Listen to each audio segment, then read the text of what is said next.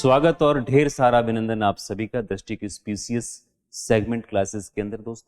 दोस्तों जैसा कि मैं पहले भी उत्तराखंड पीसीएस के लिए जो प्रारंभिक जो सिलेबस था आयोग के द्वारा दिया गया उसको मैं डिस्कस कर चुका हूं, और आज हम सामान्य विज्ञान और प्रौद्योगिकी के जो मुख्य परीक्षा है उसके पाठ्यक्रम को हम करेंगे डिस्कस।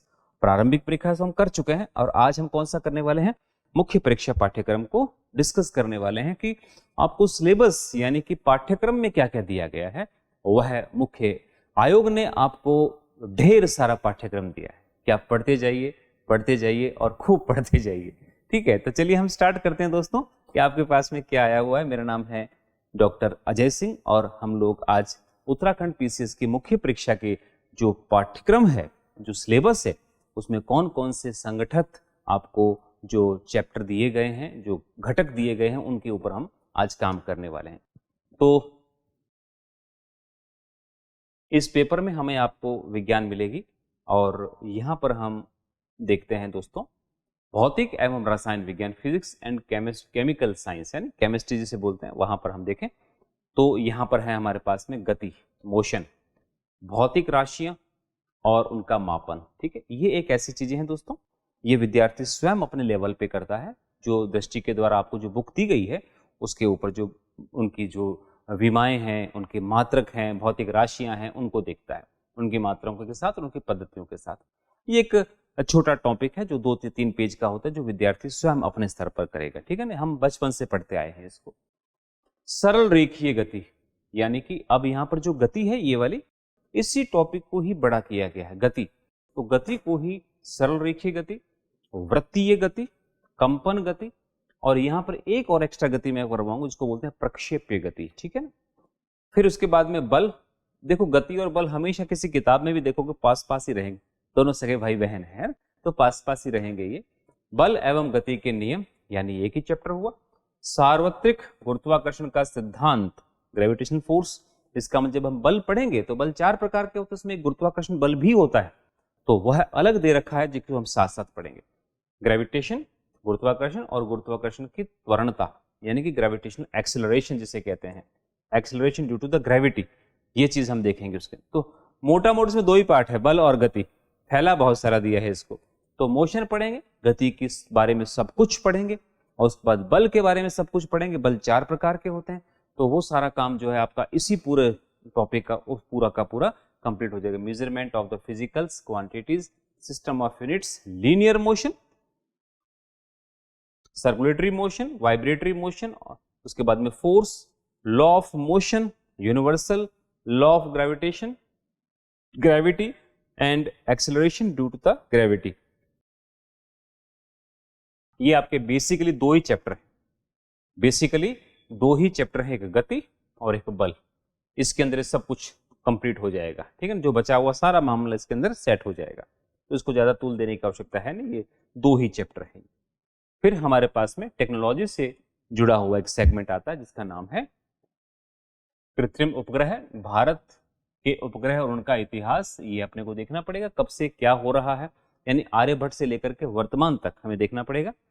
उसके बाद फिजिक्स के अंदर जो बेसिक टॉपिक है वो है कार्य, शक्ति और ऊर्जा। एक्चुअली में तीनों साथ साथ ही है ये, ठीक है ना, वेरी इंपॉर्टेंट है, तीनों एक ही टॉपिक में आते हैं ये। फिर है आपकी दाब की व्याख्या, pressure and thrust. In 2 topics को देखें, काफी इंटरेस्टिंग है ये। वायुमंडलीय दाब इसी का हिस्सा है, प्रेशर एंड थ्रस्ट का। हाइड्रोस्टैटिक दाब और उसकी रोजमर्रा की जिंदगी में उपयोग, यानी जब आपकी हाइड्रोलिक ब्रेक है, हाइड्रोलिक लिफ्ट है, हाइड्रोलिक प्रेस है, ये सब के सब जो है वो आपका बर्नौली की, आपकी जो बर्नौली है उसके जो आपके सिद्धांत हैं उसके साथ में देखते हैं। प्लस साथ ही साथ हम पास्कल का नियम देखते हैं। पास्कल का सेकंड नियम वहीं से आया है, उसकी रोजमर्रा की जिंदगी में उपयोग। जैसे आप देखते हैं कि पावर स्टीयरिंग है, पावर ब्रेक है, हाइड्रोलिक लिफ्ट है, वो सब पास्कल के सेकंड लॉ की ही देन है, तो वहां पर हम देखते हैं। इसी के साथ जुड़े हुए होते हैं दोस्तों आपके जो बर्नौली की थ्योरम के कुछ अनुप्रयोग, वह भी पूछ लिए जाते हैं एग्जाम्पल में, तो वो भी साथ में हम देखेंगे।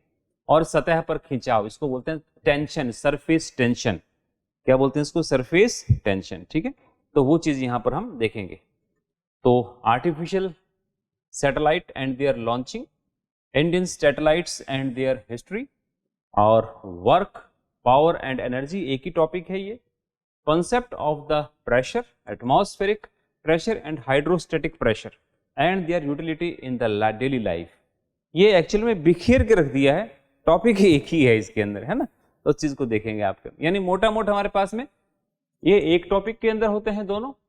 कार्य शक्ति ऊर्जा एक में, दाब और वायुमंडलीय दाब एक में ही होते हैं। तो कुल मिलाकर 3 टॉपिक यहाँ पर हुए। बिखरा हुआ सारा माहौल आपको दिया गया है, यानी कंटेंट को बिखेर करके दिया है।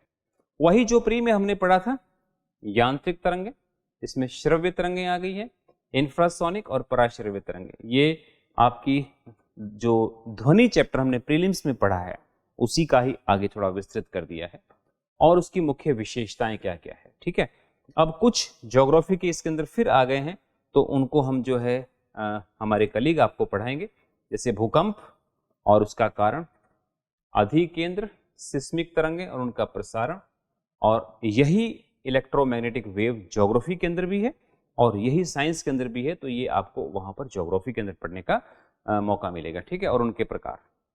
हालांकि ये इलेक्ट्रोमैग्नेटिक वेव्स मैं आपको प्रीलिम्स में पढ़ाऊंगा, और ज्योग्राफी में चूंकि मेंस में आ रही हैं तो वहां पर आपको देखना पड़ेगा। एक्सरे हमने पढ़ा था, एक्सरे हमने पढ़ा था, उसके प्रकार और मानवीय जीवन में इसकी उपयोगिताएं। ये भी एक एक्सरे का छोटा टॉपिक हो गया है, इलेक्ट्रोमैग्नेटिक वेव्स। तो कुल मिलाकर के यहाँ पर हमें 3 टॉपिक मोटा मोट मिलने को मिल रहे हैं, 3 चैप्टर मिल रहे हैं, जिसके ऊपर सारा काम इन्होंने फैला करके हमें दिखा रखा है। दिखने में बहुत भारी भरकम पर छोटा है ना, पर छोटा है। चलिए आगे देखते हैं। इंग्लिश में इसको बोलेंगे mechanical waves, Audible waves, infrasonic and ultrasonic waves and there characteristics. साथ में यूजेस भी देख लेंगे। और ये जो पोर्शन जो था वह यहां तक का, ये आपका ज्योग्राफी के अंदर का था ये वाला पोर्शन। तो ये हम ज्योग्राफी वाला जो सेगमेंट है उसके अंदर हमारे कलीग्स आपको करवाएंगे, और x ray and their types and utility ये मैं विज्ञान के अंदर मैं स्वयं करवाऊंगा। तो इसके बाद देखते हैं दोस्तों, लेजर का प्रारंभिक ज्ञान। ये बहुत अच्छा है, और लेजर की जो शुरुआत हुई, कैसे हुई, वर्तमान में कौन सा लेजर काम आ रहा, आंखों के लिए लेजिक सर्जरी को हम काम में लेते हैं, वह है इसका प्रारंभिक ज्ञान दिखाना। होलोग्राफी वेरी इंपॉर्टेंट, प्लस रेडियोधर्मिता, वही नाभिकीय विखंडन और नाभिकीय संलयन जो हमें प्री में दे रखा था वही मेंस में आ गया है। विद्युत धारा, वही उसके रासायनिक और ऊष्मीय और मैग्नेटिक प्रभाव, ये उन्होंने स्पेसिफिक कर दिया है कि उसके रासायनिक प्रभाव, उसके ऊष्मीय प्रभाव और उसके चुंबकीय प्रभाव आप बताइए। तो मोटर है, जनरेटर है, ये चुंबकीय प्रभाव में आ गए। ऊष्मीय प्रभाव में बल्ब आ गई, ट्यूबलाइट आ गया है। केमिकल प्रॉपर्टी में जो इलेक्ट्रोलाइट्स होते हैं तो उनको आपका जो इलेक्ट्रिसिटी के साथ उनका जो विघटन करवाते हैं वो सारा का सारा उसके अंदर केमिकल प्रॉपर्टीज के अंदर आ जाता है। ठीक है दोस्तों, और इसके साथ में जुड़ा हुआ है विद्युत मोटर दे ही दिया उसने, जब दे दिया है तो कर लेते हैं। और विद्युत ट्रांसफार्मर, विद्युत पावर प्लांट, घरों में पावर सप्लाई और इससे संबंधित सावधानियां। कुल मिला के विद्युत धारा को इतना लंबा कर दिया। ठीक है ना। फिजिक्स के साथ ही मानवीय आंख और फंसा दी है, जो कि आपका एक्चुअल में यहाँ बायोलॉजी का टॉपिक अगर फिजिक्स में आ रहा है, इसका मतलब वो उसकी विजन के ऊपर, लेंसों के ऊपर काम करवाना चाहता है हमसे, है ना। तो वो एक फिजिकल प्रॉपर्टी के अंदर आ जाता है। मानवीय आंख, इसकी त्रुटियां, हालांकि मैं ये बायो में पढ़ाऊंगा आपको, ठीक है ना, मैं बायो में पढ़ाऊंगा। इनके कारण और रोकथाम, आंखों की जो त्रुटियां हैं, त्रुटियों का मतलब दोष या डिजीज जो होती है उनके क्या निवारण है। टेलीस्कोप, माइक्रोस्कोप और टेलीस्कोप दोनों आ गए। कंडक्टर्स, सेमीकंडक्टर्स और इंसुलेटर्स, ये एक्चुअल में हीट के लिए काम में लिया जाने वाला है और इलेक्ट्रिसिटी के लिए भी काम में लिया जाने वाला है। कंडक्टर, सेमीकंडक्टर और आपका इंसुलेटर, विद्युत धारा से संबंधित आपका एक टॉपिक है।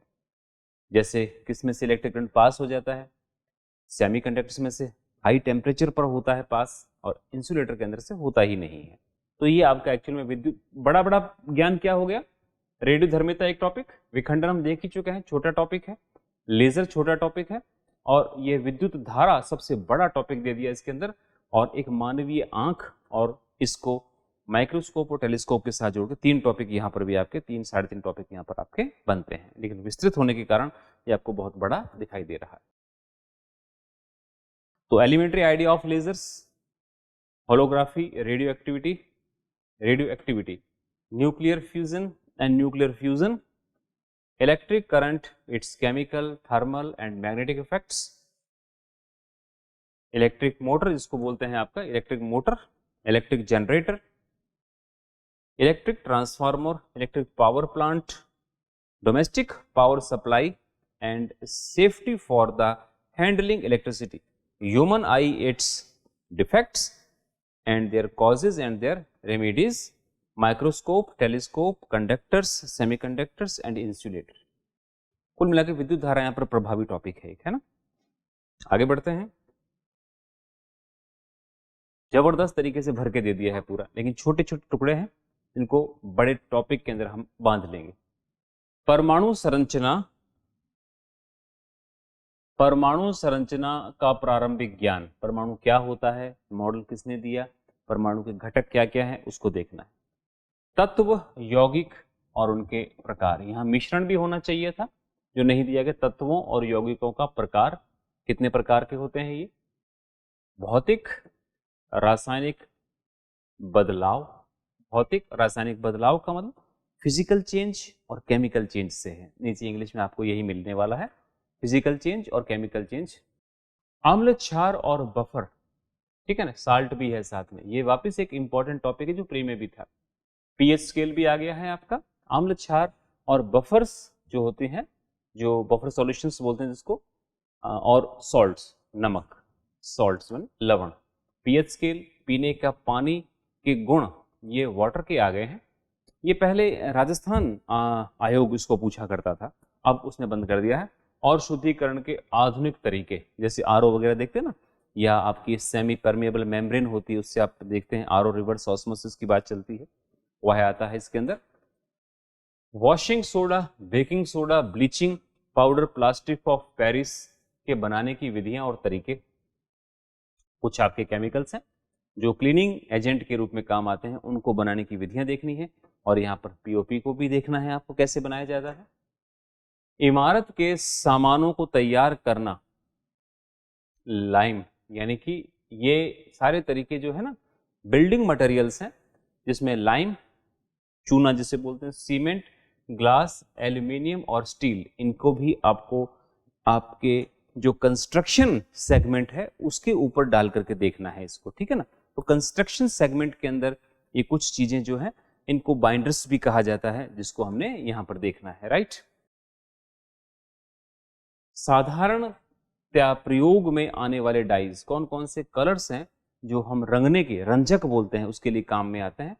डिटर्जेंट्स, इसके साथ सोप दिया नहीं है, वरना सोप भी होता।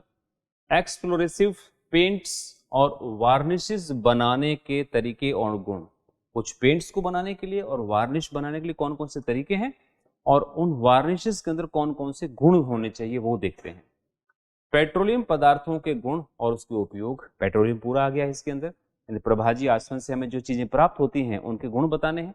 उनमें कार्बन की संख्या कब कहां से कहां तक होती है, तो वो है आपका क्या कहलाएगा, केरोसिन, पेट्रोल, डीजल, या आपका किसी प्रकार का ऐसा सेगमेंट है जो आपका पेट्रोलियम के साथ जुड़ा हुआ है, तो वह आपके ऑक्टेन संख्या है पेट्रोल के साथ, है ना, सीटेन संख्या है डीजल के साथ। तो इस प्रकार से आपको यहां पर देखना पड़ेगा। अल्कोहल, मेथनॉल और एथेनॉल बनाने की विधियां। देशी शराब का घटक मेथनॉल है और अंग्रेजी शराब का घटक एथेनॉल है, इसको बनाने के देखेंगे। बेसिकली अल्कोहल्स जो कि आपके जो संतृप्त हाइड्रोकार्बन है, उसमें एक हाइड्रोजन का हम प्रतिस्थापन अगर OH ग्रुप, हाइड्रोक्साइड ग्रुप से करते हैं तो हमें अल्कोहल प्राप्त होते हैं। तो औद्योगिक तरीके से किस प्रकार से बनाने के तरीके हैं उसको देखते हैं हम, है ना। इंडस्ट्रियल लेवल पे कैसे बनाए जाते हैं उनको देखते हैं। साथ ही साथ इसमें वाइन बनाने की विधि भी देखेंगे जो आपकी फर्मेंटेशन पर आधारित होती है। पॉलीमर्स, कृत्रिम फाइबर्स, कृत्रिम फाइबर में नायलॉन और rayon. Nylon complete synthetic fibre है, जबकि रेयॉन सेमी सिंथेटिक फाइबर है, ठीक है ना। ये हम उस टॉपिक में देखेंगे जब हम इसको पढ़ेंगे। कमोडिटी प्लास्टिक्स, कौन कौन सी प्लास्टिक जो वस्तुएं बनाने काम आते हैं, पॉलीएथिलीन जिसे पॉलीथीन बोलते हैं, पॉलीस्टायरीन और पॉलीविनाइल क्लोराइड PVC, पीवीसी बहुत इंपॉर्टेंट है, ये कई जगह पर आता है, कई जगह काम आता है। ये आपके खेतों में स्प्रिंकलर पाइप, जूतों के सोल, इलेक्ट्रिक वायर के ऊपर कवर, बहुत सारी चीजें बनाने, रेन कोट वगैरह बनाने के काम में आता है। देखेंगे कैसे कैसे क्या क्या होता है। इंजीनियरिंग प्लास्टिक्स, यानी इंजीनियरिंग प्लास्टिक्स जो हमारे घरों के अंदर या किसी संस्थागत ढांचे में इंजीनियर्स लेवल पे काम आते हैं। एबीएस और पॉलीकार्बोनेट्स ये वगैरह पाइप्स वगैरह बनाने काम आते हैं। तो वह काफी उछला था ये पॉलीकार्बोनेट, अभी यूपीएससी में भी प्रश्न था इसका। तथा रबड़, रबड़ भी दो प्रकार से, पॉलीआइसोप्रीन और पॉलीब्यूटाडाइन, ये दो प्रकार से कृत्रिम और रासायनिक, कृत्रिम रूप से और आपके प्राकृतिक रूप से जो रबड़ है उनका विश्लेषण करते हुए हम इनका पूरा विस्तार से पढ़ेंगे। और इसके उपयोग, मेडिसिन और उनके वर्गीकरण के बारे में मूलभूत विचार क्या है, यानी कि औषधियां और उसके जो क्लासिफिकेशन है उसके बारे में देखेंगे। फूड प्रिजर्वेटिव्स, यानी कि ऐसे पदार्थ जो भोजन को लंबे समय तक प्रिजर्व करके रखते हैं, ठीक है ना, तो उनको क्या बोलते हैं, फूड प्रिजर्वेटिव्स कहते हैं, है ना। एल्केलॉइड्स, जिसके अंदर आपको देखना पड़ेगा निकोटीन और कोकेन, ठीक है, तो ये आपके नशीले पदार्थों के साथ में आता है ये। कार्बोहाइड्रेट्स के अंदर हम ग्लूकोज देखेंगे, सुक्रोज और सेलुलोज देखेंगे। ये एक्चुअल में भोजन का ही एक हिस्सा है, तो उसमें हम कार्बोहाइड्रेट्स के प्रकार देखेंगे, मोनोसैकेराइड, डाइसैकेराइड, ओलिगोसैकेराइड्स या पॉलीसैकेराइड्स, है ना। और साथ में देखेंगे स्टीराइड्स, कोलेस्ट्रॉल कहते हैं इसको। इसका प्रारंभिक अध्ययन हम देखेंगे इस पूरे सेगमेंट के अंदर। काफी लंबा चौड़ा सेगमेंट है और ये इसका इंग्लिश वर्जन है, ये इसका इंग्लिश वर्जन है। तो elementary idea of atom and structure, types of elements and components, उसको बताना है। फिजिकल एंड केमिकल चेंज, जैसा मैंने कहा था आपको, है ना, हिंदी में शब्द अलग, इंग्लिश में थोड़ा सा अलग, तो इंग्लिश में थोड़ा ध्यान रखिएगा। Acids, base and buffer and salt, pH scale, properties and modern methods of purification drinking waters, ये काफी बहुत इंपॉर्टेंट है पानी के लिए, है ना। Methods of production of washing soda, baking soda, bleaching powder and plaster of Paris, POP बनाने के तरीके। Preparation of the building materials, देखो हिंदी में क्या लिख रखा था, बिल्डिंग बनाने के पता नहीं क्या लिख रखा था, है। और property of building materials, lime, cement, glass, aluminium and steel. Building materials के लिए हमें काम में लेना है preparation and properties of the commodity, commonly used dyes, जो हम सामान्य रूप से देखते हैं कॉमनली यूज्ड डाइज, उनके ऊपर हमें एक सामान्य जानकारी बतानी है, उसकी प्रॉपर्टी और प्रिपरेशन के बारे में। डिटर्जेंट, जिसे आप मार्जक कहते हैं। एक्सप्लोसिव, जो विस्फोटकारी होते हैं। पेंट्स एंड वार्निशेस, इनको हम बनाने की विधियां देखेंगे।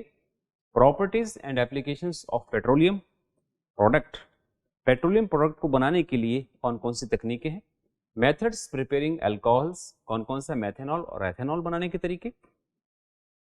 पॉलीमर्स, सिंथेटिक फाइबर, जिनमें खास तौर पर नायलॉन और रेयॉन को देखा जाएगा। Commodity, plastic, polyethylene, polystyrene and polyvinyl chloride, PVC. Engineering plastic, ABS and polycarbonates, उसको देखेंगे। एंड रबर्स, रबड़ में भी पॉली, ये आपकी पॉलीआइसोप्रीन और पॉलीब्यूटाडाइन, इसको देखेंगे, है। Primarily idea of medicine and classification of food preservatives, introduction of alkaloids, उसमें खास में कौन कौन है, निकोटीन और कोकीन। कार्बोहाइड्रेट्स के अंदर ग्लूकोज, सुक्रोज और सेलुलोज का हम अध्ययन करेंगे, साथ में स्टीरॉइड जो है वो अल्कोहल के रूप में देखेंगे, है ना। अल्कोहल नहीं है, स्टीरॉइड जो है आपका कोलेस्ट्रॉल है। कोलेस्ट्रॉल दो प्रकार के होते हैं दोस्तों, एक बैड कोलेस्ट्रॉल, एक गुड कोलेस्ट्रॉल। तो बैड कौन सा होता है, गुड कौन सा आता है, इनकी किस किस खतरा ज्यादा है, किससे खतरा कम है, उसको देखा जाएगा, है ना। नेक्स्ट देखते हैं,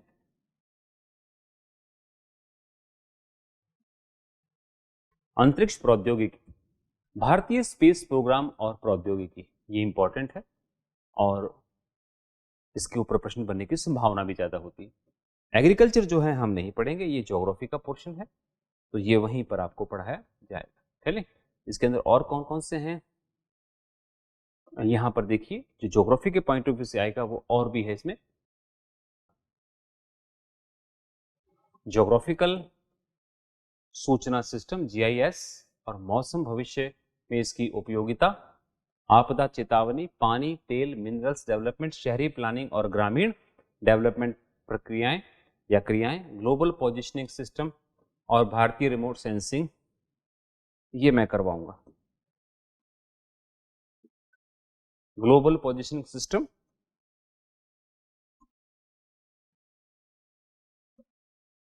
ये मैं करवाऊंगा पोजिशनिंग सिस्टम के बारे में, और भारतीय रिमोट सेंसिंग IRS उपग्रह सिस्टम, यानी ऊपर वाला प्रोग्राम और नीचे वाला प्रोग्राम मिलकर के केवल और केवल किसके साथ में जुड़ा हुआ, स्पेस के साथ में, और भारतीय मिसाइल प्रोग्राम के संदर्भ में उसके उपयोग।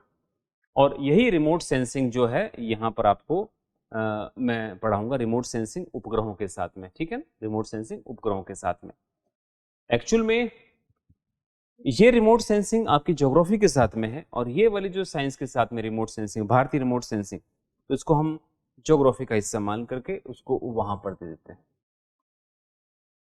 और यहाँ वाली जो रिमोट सेंसिंग है वो हम पढ़ेंगे उपग्रहों के साथ में। तो येलो वाली लाइनें जो हैं वो आप ज्योग्राफी के अंदर पढ़ेंगे, तो हमारे कलीग आपको वहां पर पढ़ाएंगे, और बाकी का सिस्टम जो है हम इसमें देखेंगे अपने साइंस वाले सेगमेंट में देखेंगे। तो यहाँ बच गया है हमारे पास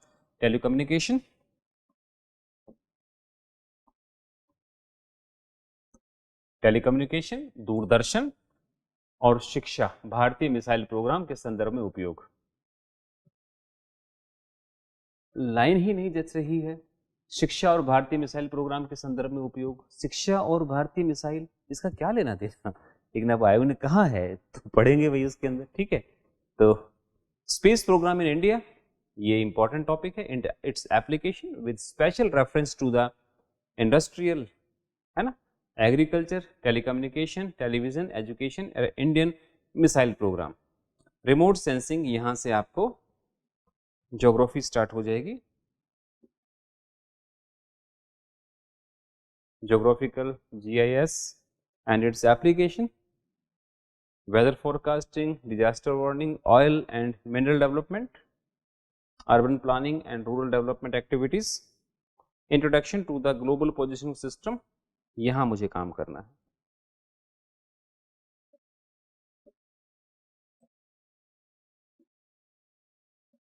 ठीक है, यहाँ पर हमारा काम स्टार्ट होता है, introduction to the global positioning system,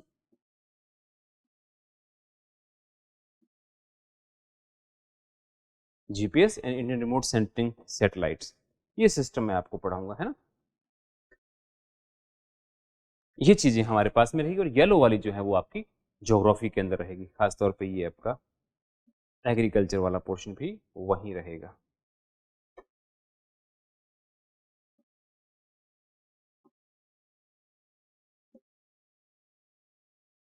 ठीक है, चलिए हम आगे बढ़ते हैं।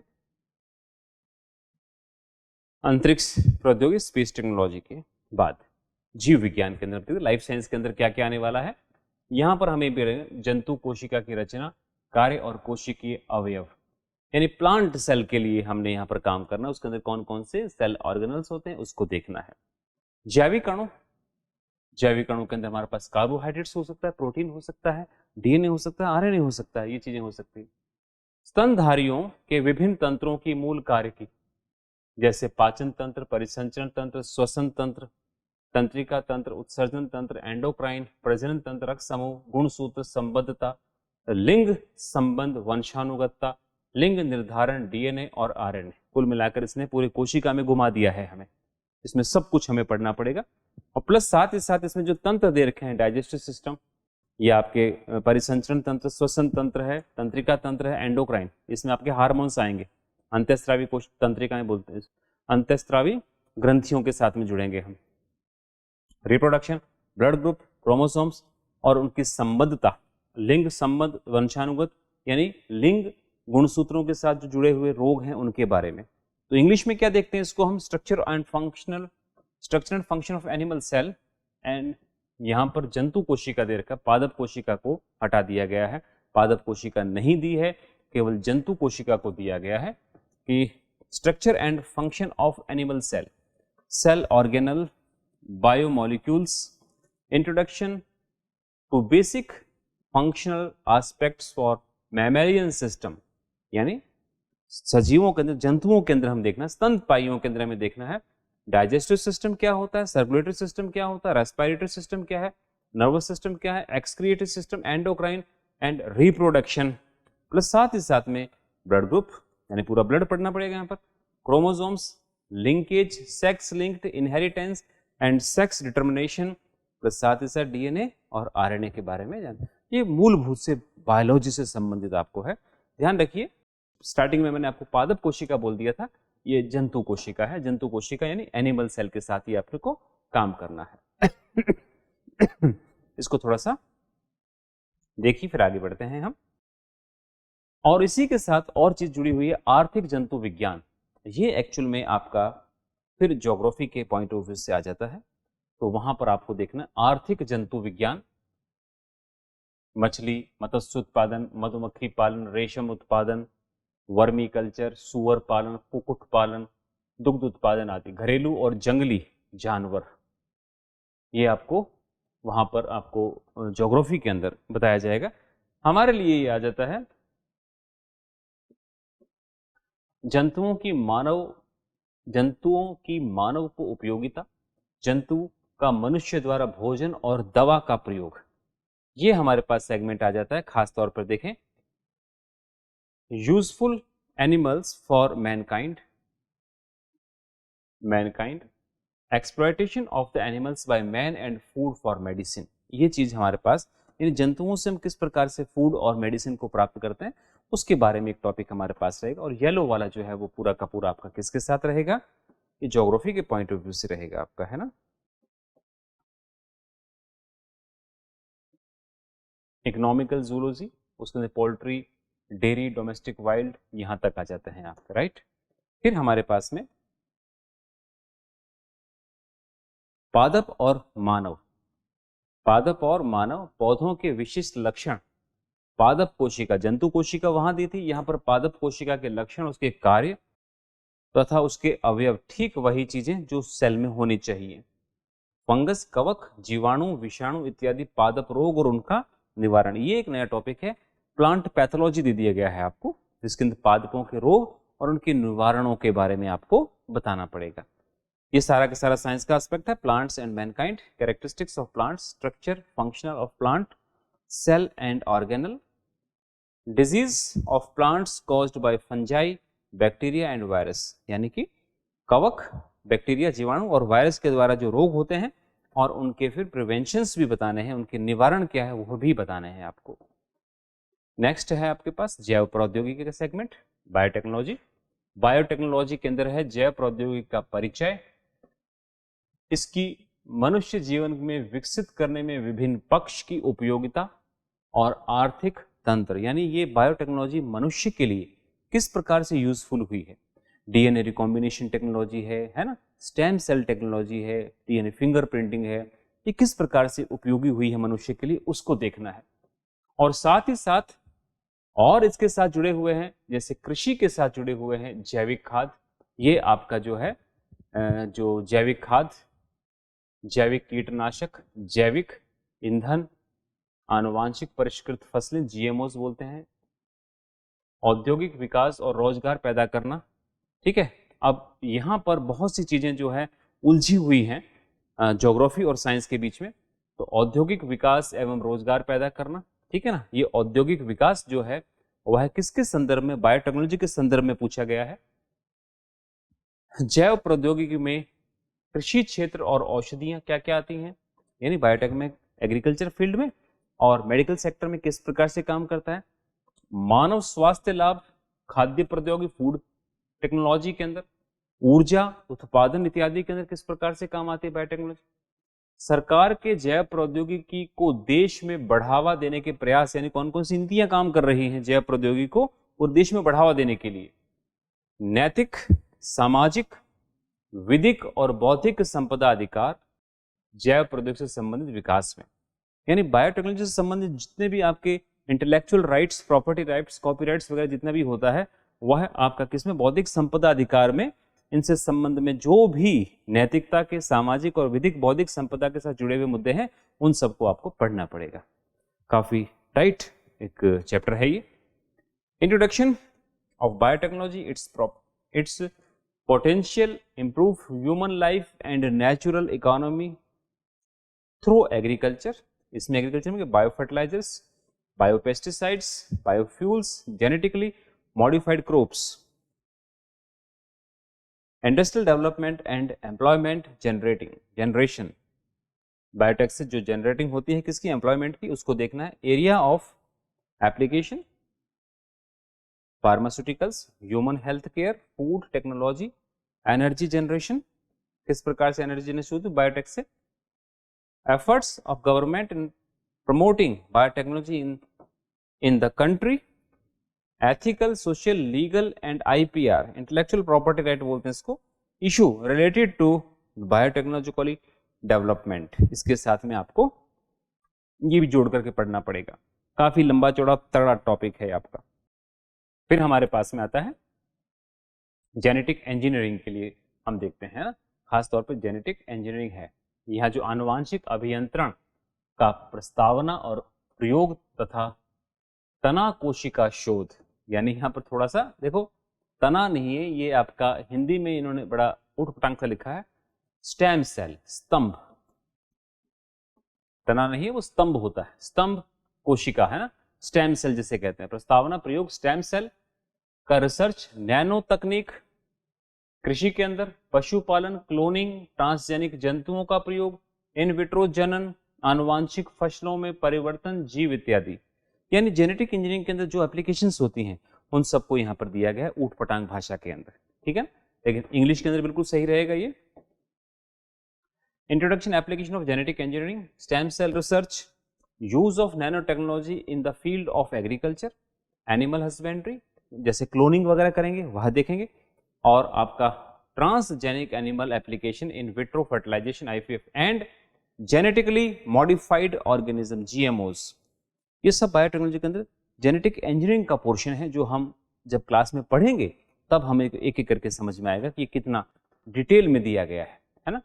पर्यावरण को साफ रखने के लिए जैव प्रौद्योगिकी, पर्यावरण के लिए कैसे करते हैं जैव टेक्नोलॉजी को यूज में, हाइब्रिड बीजों का उत्पादन तथा इसके बनाने की विधियां, जैसे बीटी कॉटन है आपका, बीटी बैंगन है, और टिश्यू कल्चर, उत्तकीय संवर्धन और आणविक marker, biomarkers.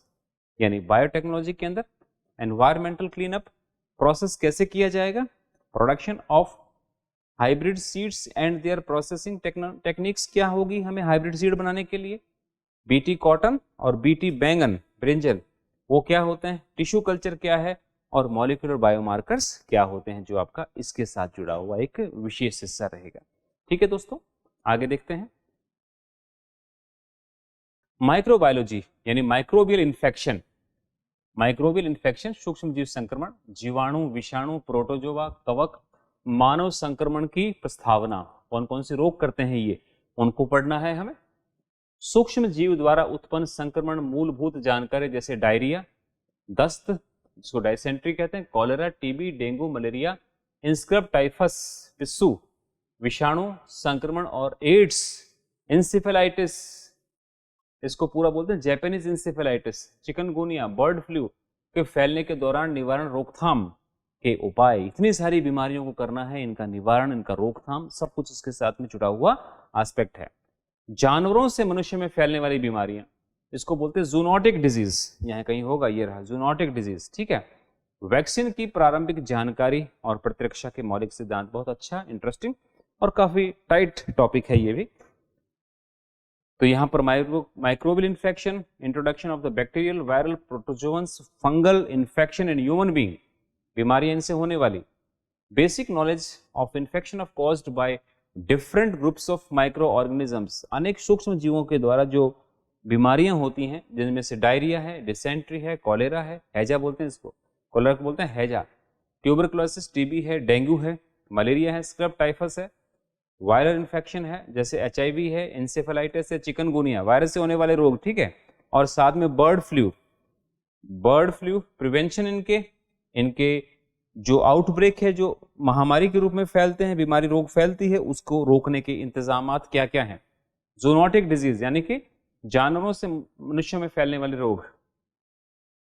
Elementary knowledge of vaccine, vaccine के बारे में प्रारंभिक ज्ञान, और साथ में इम्यूनोलॉजिस्ट यानी कि प्रतिरक्षा के मौलिक सिद्धांत क्या होने चाहिए वो यहाँ पर आपको देखने को मिलते हैं। फिर हमारे पास कंप्यूटर आ गया है। कंप्यूटर सूचना संचार प्रौद्योगिकी साइबर सुरक्षा। तो इसके अंदर हमारे पास में इलेक्ट्रॉनिक्स डिजिटल कंप्यूटर की परिभाषा हो गई है। कंप्यूटर के कौन कौन से तत्व हैं, उनकी इकाइयां क्या क्या हैं, इनपुट और आउटपुट यूनिट्स कौन कौन सी होती हैं, प्रारंभिक भंडारण, प्राइमरी मेमोरी, सेकेंडरी मेमोरी और प्रोसेसिंग यूनिट। ये आपकी सीपीयू के बारे में पूछ रहा है। कंप्यूटरों का वर्गीकरण, अनुप्रयोग, इतिहास और सीमाबंद। आसान टॉपिक है ये, इसमें कोई दो राय नहीं है। बेसिक कंप्यूटर की जानकारी इसके अंदर आपकी। Definition of digital computer, elements of computer, input output device units, primary memory, secondary memory, processing unit, classification of the generation, कौन कौन सी जनरेशन है, फोर्थ फिफ्थ जो भी है, application and limitation digital computer, दोनों के एप्लीकेशन और उनका जो लिमिटेशंस है, चुनौतियां हैं, वो भी देखनी है। आंकड़ा, आंकड़ा प्रोसेसिंग, व्यापारिक आंकड़ा प्रोसेसिंग, आंकड़ा भंडारण, फाइल प्रबंधन प्रणाली और डेटाबेस। बिग डेटा जैसा ही मामला है ये आपका, ठीक है। Data, data processing, business data processing, data storage, file management system and data base management system. ये सारा कंप्यूटर के ऊपर भंडारण की क्षमता के आधार पर डेटा को लिया गया है। सॉफ्टवेयर एवं पीसी सॉफ्टवेयर। सॉफ्टवेयर की जानकारी, पीसी के लिए सॉफ्टवेयर पैकेजेस का अनुप्रयोग क्या होता है, सॉफ्टवेयर की अवधारणा और परिभाषा क्या है उसकी, सॉफ्टवेयरों का वर्गीकरण, इनका महत्व क्या है, word processing, spreadsheet, power point का प्रस्तुतिकरण और सॉफ्टवेयर पैकेजों का ज्ञान होना चाहिए। ये भी एक इंपॉर्टेंट सेगमेंट है जो कंप्यूटर से जुड़ा हुआ है। Software and applications of PC, software packages, software definition, types of software and it's value, ठीक है ना, और knowledge of word processes, spreadsheet and power point presentation, PPT जैसे बोलते हैं हम, और सॉफ्टवेयर पैकेजिंग, कौन कौन सी पैकेजिंग जो है आपके सॉफ्टवेयर के साथ में काम में ली जाती है उसको बताया। फिर हमारे पास में संप्रेषण प्रणाली यानी basic elements of communication system को बताना है, आपका मूलभूत तत्व है ना।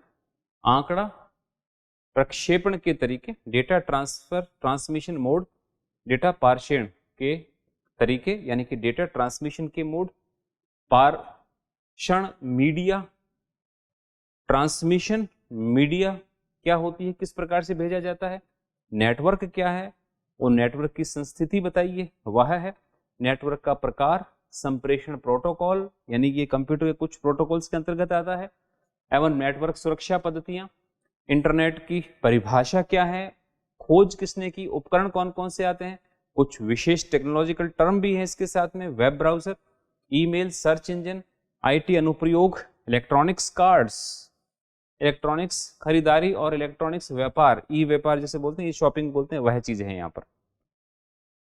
कुल मिला के कंप्यूटर का पूरा भंडारण है जी यहाँ पे, आप पढ़ते जाइए, ये खत्म नहीं होंगे, लेकिन आपका स्टडी जो है वो इतना स्ट्रांग हो जाएगा इसके बाद कि आप साइंस और टेक्नोलॉजी के मास्टर बन जाएंगे, है ना। Network topologies, network types, communication protocols, network security mechanism, definition of internet, search tools, web browser, email, search engines, IT applications, I card, E card जैसे बोलते हैं, ई शॉपिंग, ई कॉमर्स, ये सब सारे इसके साथ में इसकी एप्लीकेशन उपादेयता से जुड़े हुए मुद्दे हैं। बहुत भारी भरकम एक जो आपका कोर्स रहा उसकी समाप्ति करते हैं हम। मेंस में साइंस का एक जबरदस्त जमावड़ा है विज्ञान टेक्नोलॉजी के लिए, तो दोस्तों पढ़ना आपको पड़ेगा, पढ़ाने का काम मेरा, लेकिन समझना और उसको एप्लीकेबल करना वो आपके ऊपर है, समझाने का काम मेरा रहेगा आपको। तो आज की इस क्लास के साथ ही हमने जो पाठ्यक्रम जो आपके उत्तराखंड पीसीएस के लिए मुख्य परीक्षा का था उसका मैंने विश्लेषण किया। आशा करता हूँ इससे आपने भरपूर लाभ लिया होगा और अपने एग्जाम के लिए अपने आप को प्रिपेयर कर लिया होगा। तो इसके साथ ही विदा लेता हूँ, मिलते हैं अगली क्लास में, तब तक के लिए धन्यवाद, थैंक यू, बाय बाय।